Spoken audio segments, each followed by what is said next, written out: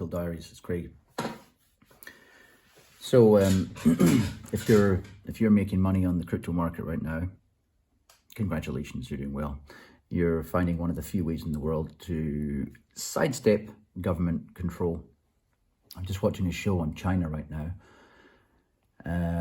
about demographic collapse, and I'm looking at what's going on around the world and seeing the obvious, as I tend to do, and thinking how it's going to be projecting forward.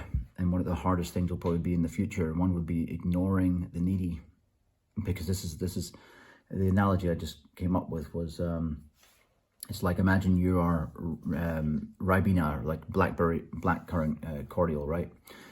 And so you're rich, you've got strong flavor, but you need to help others. Therefore, you're going to dilute yourself, and they're just water. And so you're like a 1 liter of cordial, and there are 5,000 liters.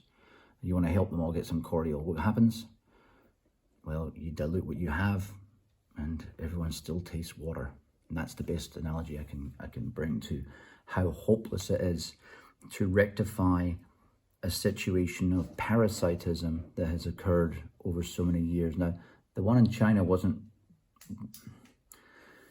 created for the same reason the American parasitism model of consumerism and the English parasitism model of consumerism was created.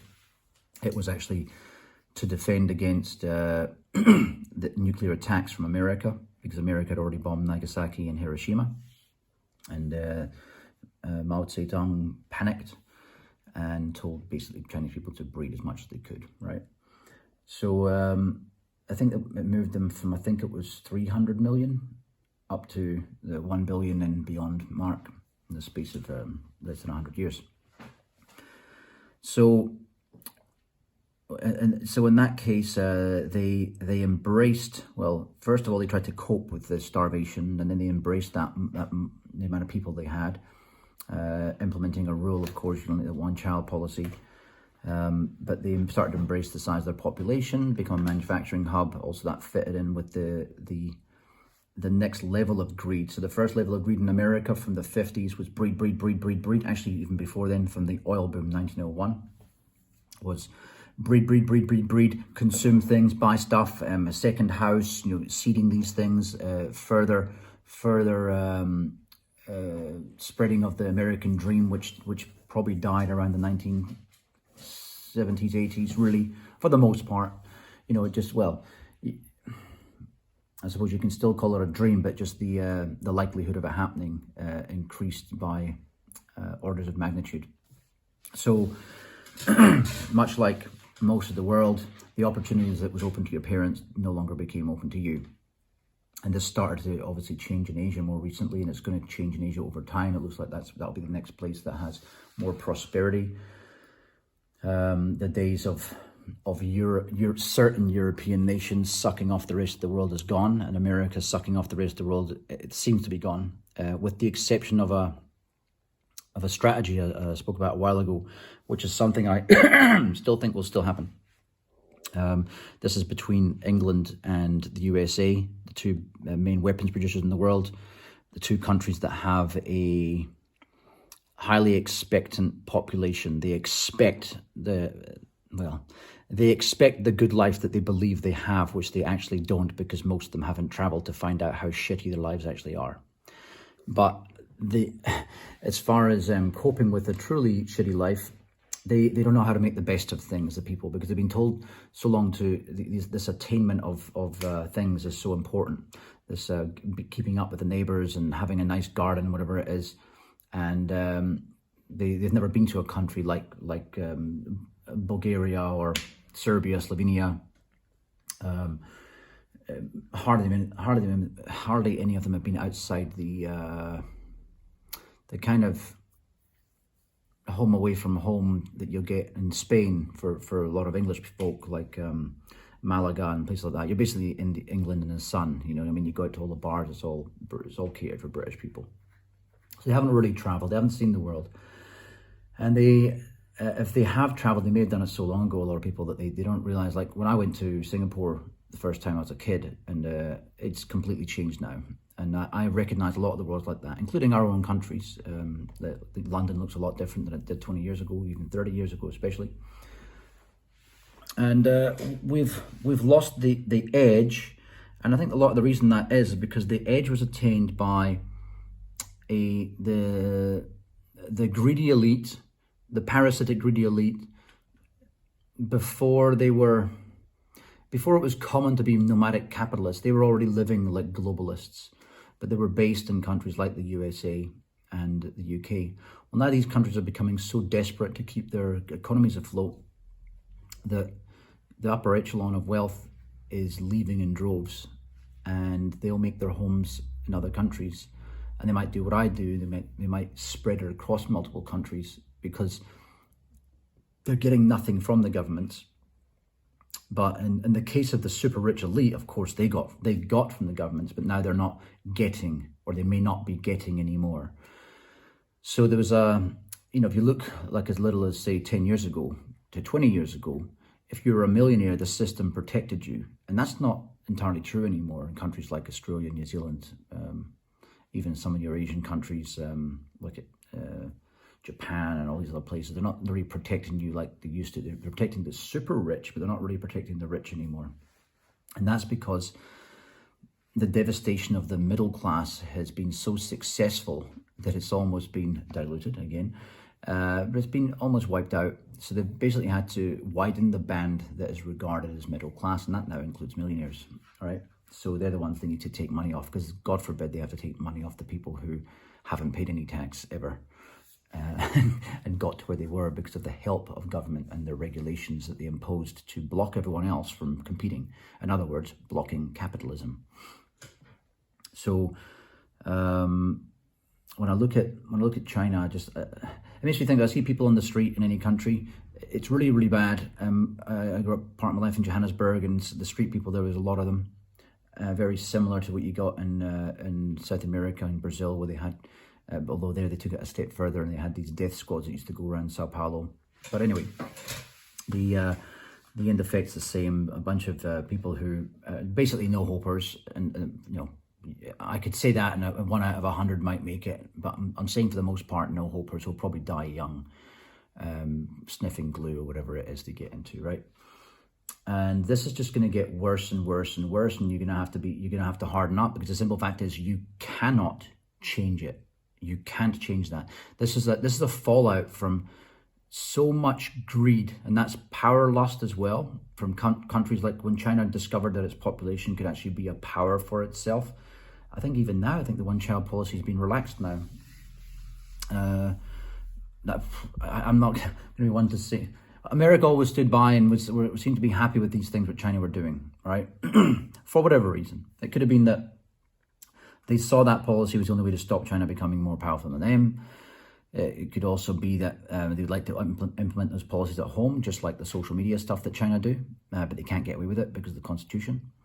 But now they've found a way around the constitution, of course, by the private companies they're using, like Facebook, and that's how they're encroaching your privacy and how they get you to give up your free rights of free speech, because they're using privacy again. This overlap of privacy and let's see, false capitalism and false socialism. They are the exact same thing. They feed each other. They're just two, well, like the two political parties in the US are. They're two birds. They're two wings of the same bird. So this is just really about what can you do to change things. You really need to focus on yourself, make yourself as good as possible, help a few people around you, but be very careful of who you help, because some will throw it in your face and just simply don't deserve it. Give help sparingly, so the help comes in small amounts, so that you can actually help potentially more people. Set aside what you plan to help, and don't impinge on your own security and your own freedom, because these are the things, right? Health, happiness, and freedom, they pretty much mean everything at a fundamental level. And then the next things are the quest for knowledge, I suppose, and spiritual awareness. Those kind of things come next, because obviously you need to eat before you learn, right? You need to have a place to live, and so you can still sleep before you can bother becoming more spiritually aware. or maybe not, but you know, you can become spiritually aware and learn stuff while you're dying in a little a little cardboard box, I suppose. But anyway, I'm trying to say to do things around the right way around in life, because I've been there before helping people, and it does just drag you down. A lot of the reason why I suppose I could have been a lot further when I was younger is because I stopped to help others. And yeah, I'm just here right now saying, for the most part, that's not the bad thing to do, but indiscriminately helping others is a recipe for disaster in your own life. And yeah, just don't do it, really. If you want your life to be better, if you want to actually be able to help, not just have a good life, but help others for a longer period, you're going to have to basically turn down almost everyone that asks for help, and just do it on your own terms. And what that basically means is you have to,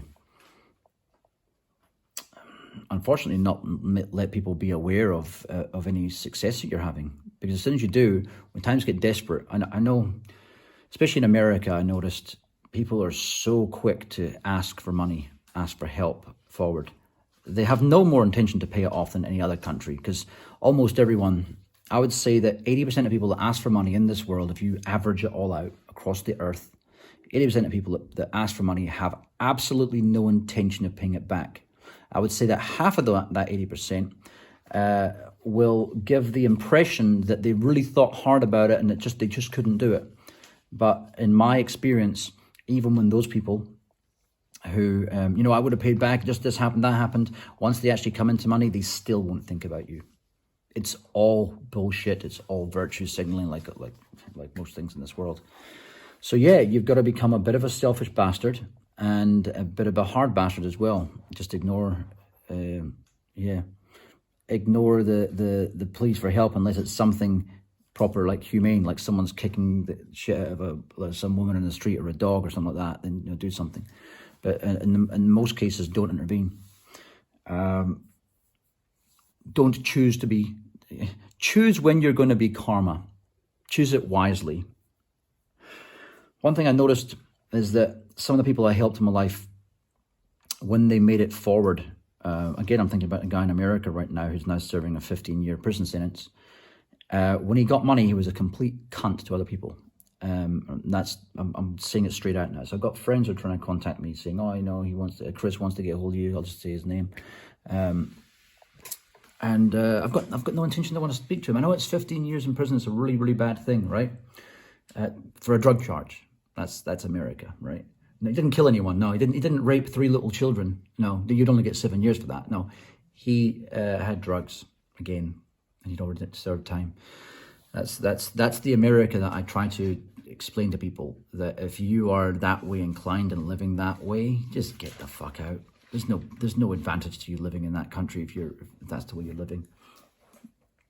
Or my ex-girlfriend smoking weed and living in Georgia all the time. Just move to a different state or move to a different country. If you've got a bunch of states that you burned yourself in, there's always ways out. Look, if they can break into your country, you can break out of it. Yeah, unless it should be the same either way. They haven't got wardens stopping you leaving, but they've got wardens making you stay.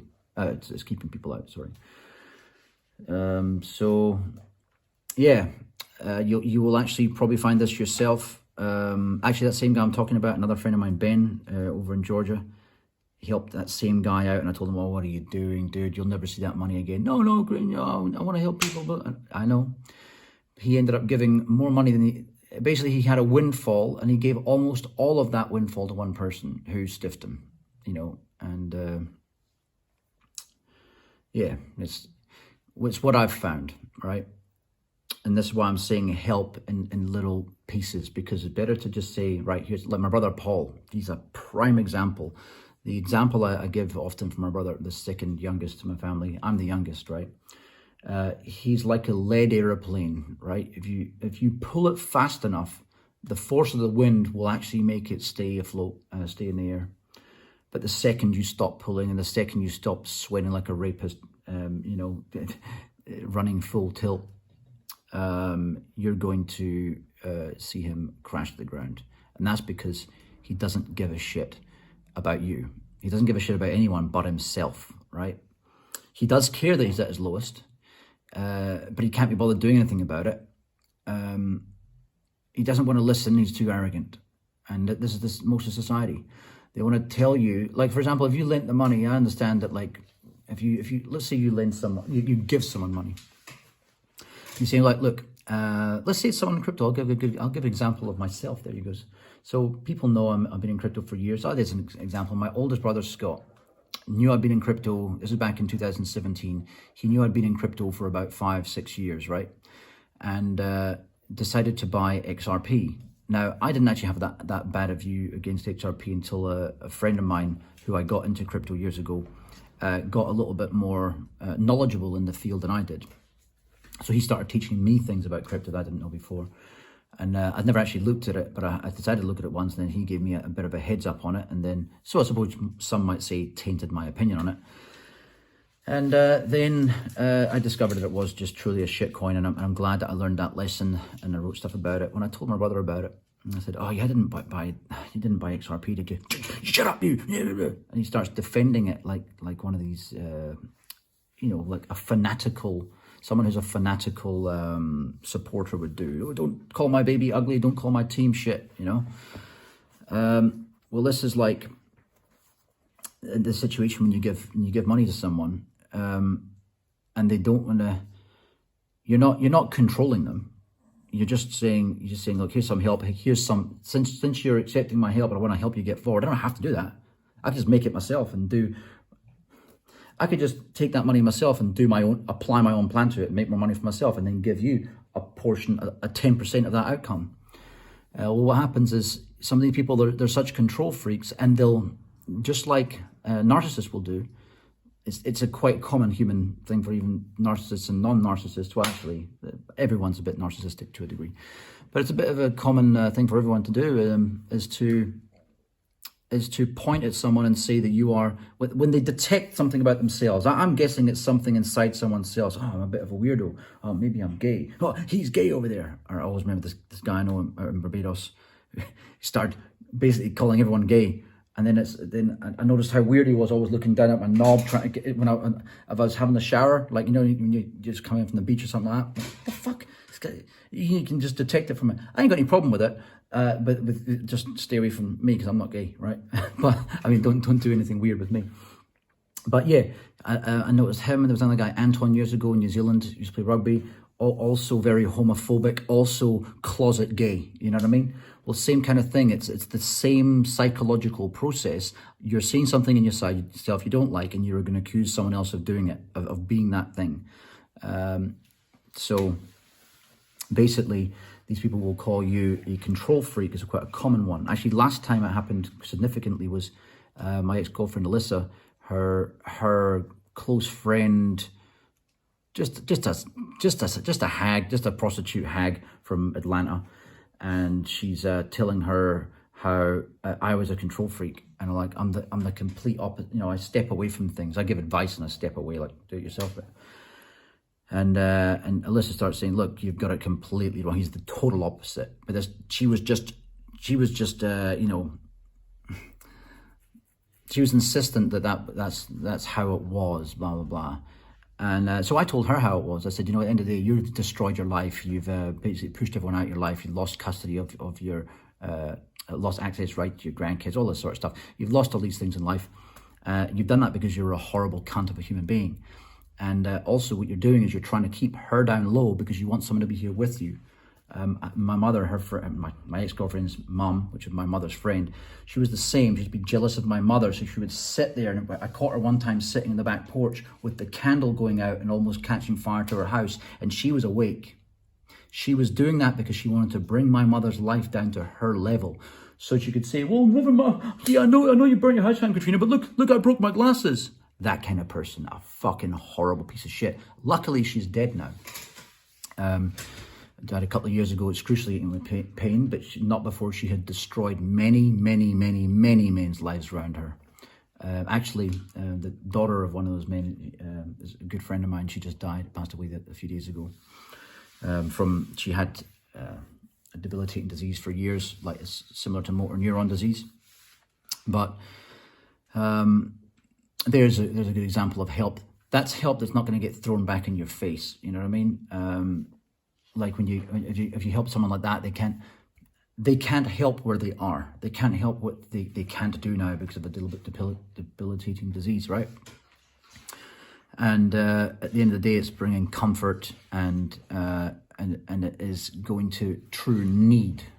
And that need is where you cannot help yourself in a certain way. Sometimes able-bodied people are in need because they are in a situation that they cannot help with what's going on. You could say to me that that's maybe true with my friend Chris, but he landed himself there. Against all advice that he continually got, he continually knew better. And also shat on the people that helped him, including myself. So, when it comes to, am I going to go there? Well, why? What makes me so special that you want to speak to? Speak to the people around you that are stuck in the same predicament as you. I do not want to bring that energy back into my life of the despair of his life. I don't deserve it in mine. You know why? Because there's a billion people out there, or a few billion people out there that I haven't met and haven't shat on me yet. So I'd be much more willing to give a little bit of time to them than I would to him. And that is how harsh I'm starting to be now. And I'll tell you what, life is getting a lot better. I've cut off a lot of people. One more brother now, just gone. It has to be. If you can't come on a phone, if you can't go on Messenger, if you can't go on WhatsApp or all these apps and say something positive ever, then all you're ever doing is attacking me for some made up reason in your head that you told me about a movie before I saw it and that he discovered it first. Then if you cannot learn that by a 1 month cut off of it, like, I'm just going to block you now. Yes, I become like one of these fucking libtards where you just block people all the time. But I unblock them again. But it's to diffuse the emotion of it. Same as when I on my YouTube channel, why I disable likes and dislikes. One is because I'm not monetized, so I don't give a fuck, right? And the other one is because people dislike. It's almost like a guy going into a public toilet and smearing his shit all over the wall and pan. That type of person. You get a certain type of person who wants to go to the baby seal pup images and rolling in the snow. A thing that you couldn't dislike and just go, dislike. The sort of person that sees the sand in the little Japanese garden combed perfectly and has to go and mess it all up. Just motherfuckers, right? So... I'm going on a bit of a rant just now. Let me roll it back in. Let's bring it back to the point. The point is helping people needs to be done in a very calculated way, or else it is one of the most destructive forces in your life is your empathy. And that's what I've been learning a lot, is that empaths like myself, our biggest issue is drowning the own noise out of our own compulsion to feel that we owe other life forms and other things happiness, a living, whatever it might be, a leg up. Yeah, you don't owe anyone. You do owe yourself, and the better you make yourself, the more you can help. Just don't be the Warren Buffett kind, where all you're doing is growing a big barrel of cash that apparently one day you're going to give away. But if you take it from his buddies like Bill Gates, when you get to the point of saying that you're going to give it away, and then you become twice as rich as you were, well, you're full of shit, right? These guys, there's no risk of them falling off the waka and ending up in the drink because they've got so much more money. They can always protect themselves. So there's absolutely no excuse for non-benevolence. I would say that with the possible exception of Elon Musk, if he's not a system plant, because he's using this wealth, this amount of wealth that should have been impossible to attain. He is using that to potentially, if this reality is what it is presented as, to allow us to go to other planets and to get to the next stage of the evolution of human civilization, which would be interplanetary.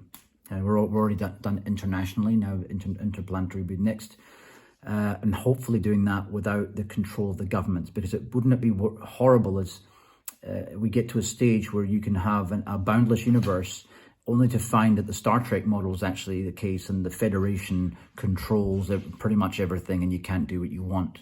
I'd much rather see a libertarian universe myself, or anarcho-capitalist or something like that. In many ways, it'd be kind of hard at some stage in the future where you can use replication, you can be mining for certain raw materials that can't be replicated in a boundless universe.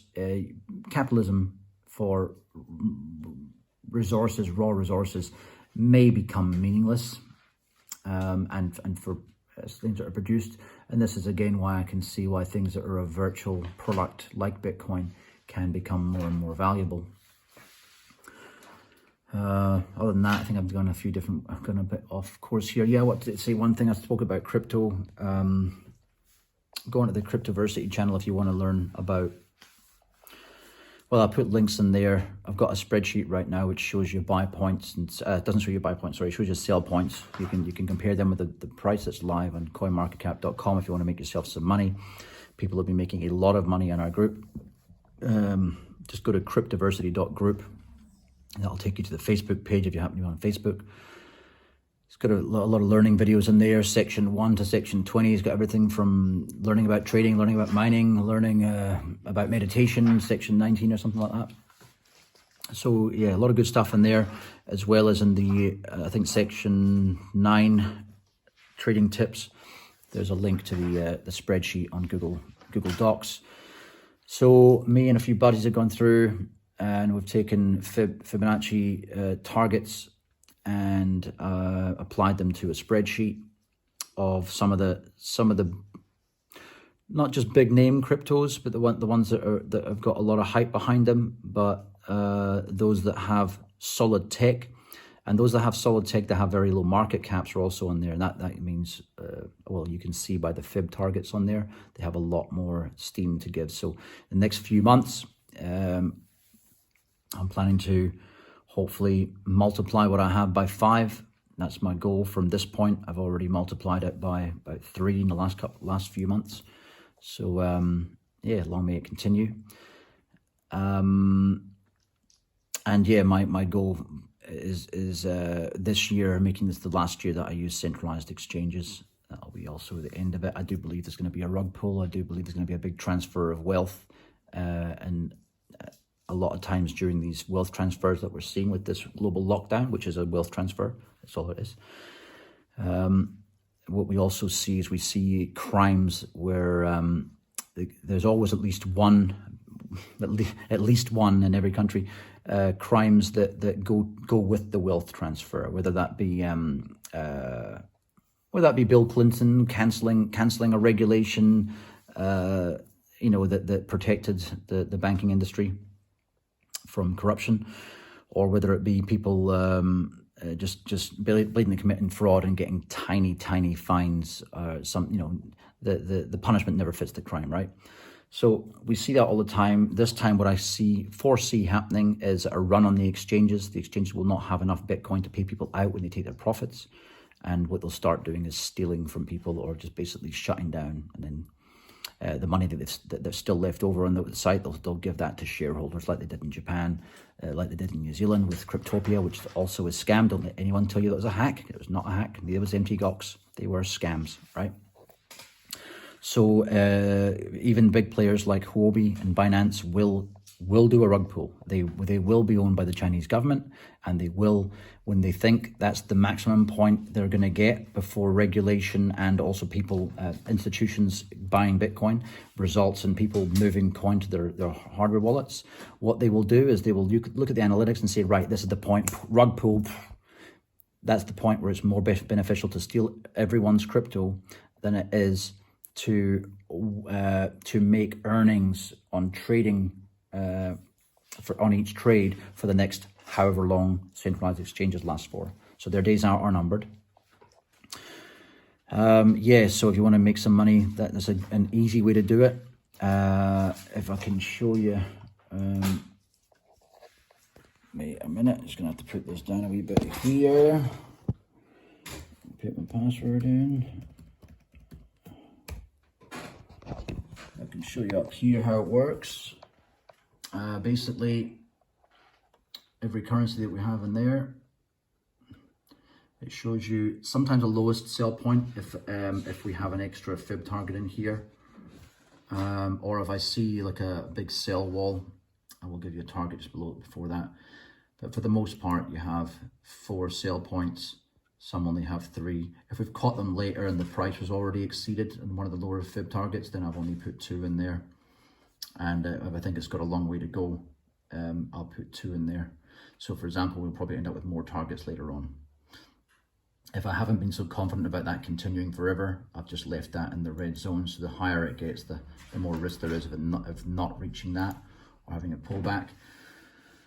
And I've got a long shot one here as well, which some of the currencies have, because they're going to do very, very well. And we're still very, very low with them right now. So Luna's one of those. I'm actually going to take a wee bit of profit there today, I think, if it reaches that one. But I think it's a foregone conclusion. See, here's the thing, right, about when it comes to risk. Of course, this currency should reach here, but we never know what's going to happen. We never know when different rug pulls in different parts of the economy are going to happen. Like, for example, the stimulus check. Let's say last minute they decide to stop that. Then that's a lot of money that would have poured in, a lot of gains that may not be realized. We can say a stock market crash that is almost inevitable next month in April. That would, then again, you know, stimulus checks could prop that up another month or 2 longer. Who knows? But these things can have effects that we can't measure or can't even predict. Even with all the AI modeling, we can't necessarily predict exactly what's going to happen. Because see, predictions like when stock market traders, when they're using their bots, when the quants have written, they don't always get it right, and this is why market crashes happen. Well, not just that, but there's many reasons. Okay, I'm going to leave it there. Yeah, help yourself. Do be in crypto. If you look, there's different ways to get into crypto, by the way.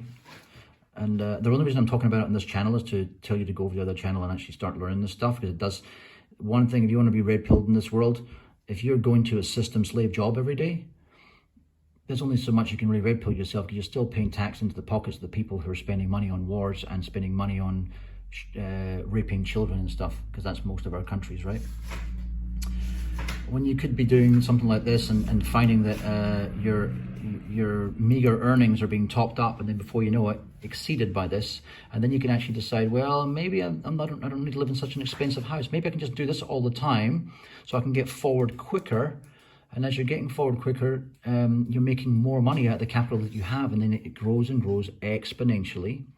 Before you know it, you're completely free of the shitty systems that control your life that you never asked for. So there's some really good ones in here. You just go on coinmarketcap.com, check the current prices, see where they are compared to here. If you're seeing a price here, by the way, and that the current price is below this one here, probably don't buy in. Probably look for something else hasn't popped yet. I mean, I would say Luna's still an okay buy at this. It's just between these 2 prices here. Still an okay buy. You could still do all right in that one. And there's a few in there. I think Nano still has time to pop. Yeah, what's another one? H bar from a Google one. I get in and get out of that. I'm not going to hold on to the floor with some of these ones, but some coins like Cardano, well, things like Cardano I will hold probably 20% of my portfolio in after this is all finished, right? But coins like even Celsius and Stellar and Chili's and Compound and Coty and Dash I've had for years on and off. I'll probably end up selling them all out to Bitcoin this time when they're at their maximum, because one thing I've learned is after the last few bull markets is that altcoins lose their value a lot quicker than Bitcoin does. And the other thing I will be doing as well is not being so precious about Bitcoin, because when the time comes and accumulate enough, I will put half of it at least into USDC when I think the market's topped out. Why? So I can buy more when it goes down. Because one of the biggest ways you can accumulate Bitcoin is not just in the altcoin market during the bull market. To me, I couldn't imagine trying to make money on Bitcoin between USD and Bitcoin alone on a bull market. or shorting it, for example, during a bull market is just a way to get wrecked.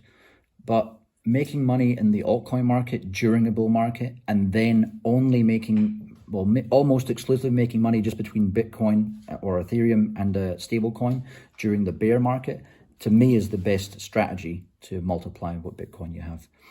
I've also found another one recently by looking through ways.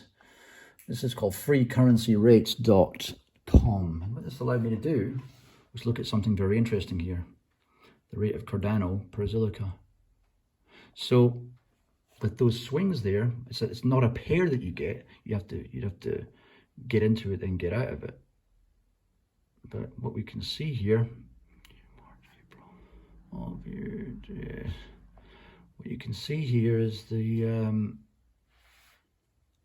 that would have been the prime time to spend 11 Zilliqa or March. Yeah, that would have been the prime time to spend Cardano on Zilliqa.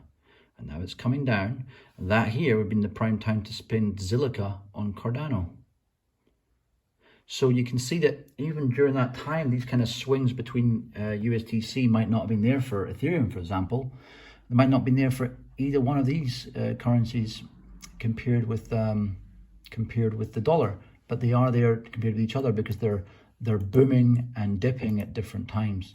So just something else to point out there, just another way of making money without the say-so and the the certification and the right to do so by fucking governments who apparently work for us but never seem to. All right, cheers. I'll leave it at that. Have a good day.